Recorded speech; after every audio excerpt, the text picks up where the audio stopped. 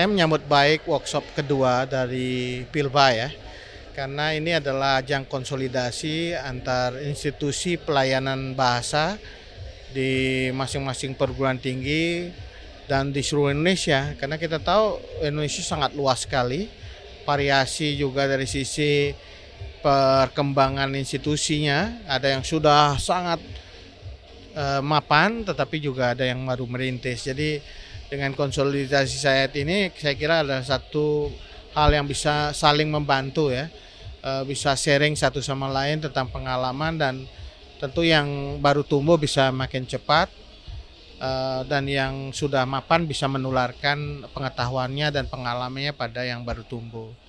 Yang kedua, saya melihat tadi program-programnya juga bagus, karena kita ingin membangun satu TOEFL yang dirumuskan oleh institusi layanan bahasa di Indonesia.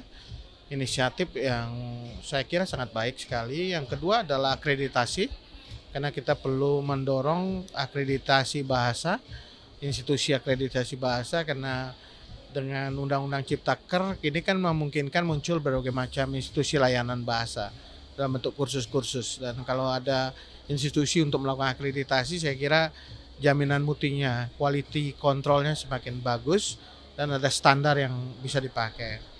Dan yang ketiga juga soal sertifikasi.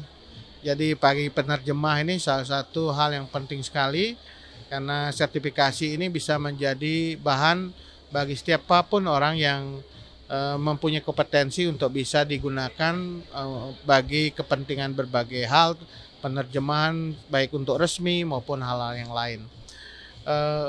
Forum semacam ini akan makin baik karena kita akan membicarakan soal buah ekosistem. Karena kalau kita bicara institusi layanan bahasa, dia hidup dalam sebuah ekosistem besar. Ekosistem besarnya ekosistem bernegara, dan kita akan tahu politik kebijakan soal bahasa ini seperti apa.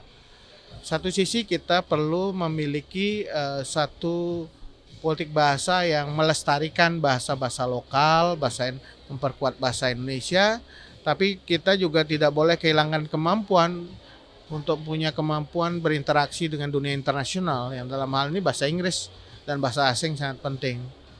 Oleh karena itu, dua-duanya harus jalan.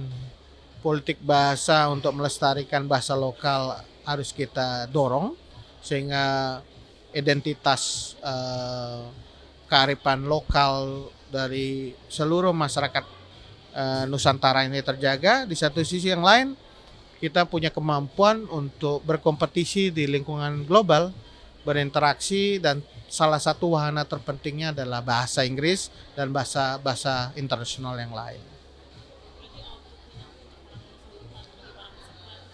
Saya kira peserta akan dapat sharing pengetahuan dan pengalaman, tapi di sisi lain juga bisa memahami ke depan apa yang harus dibangun, ekosistem seperti apa yang harus diperkuat. Dan workshop ini bisa mendapatkan perspektif dari ahli, narasumber, dan juga dari antar peserta sendiri.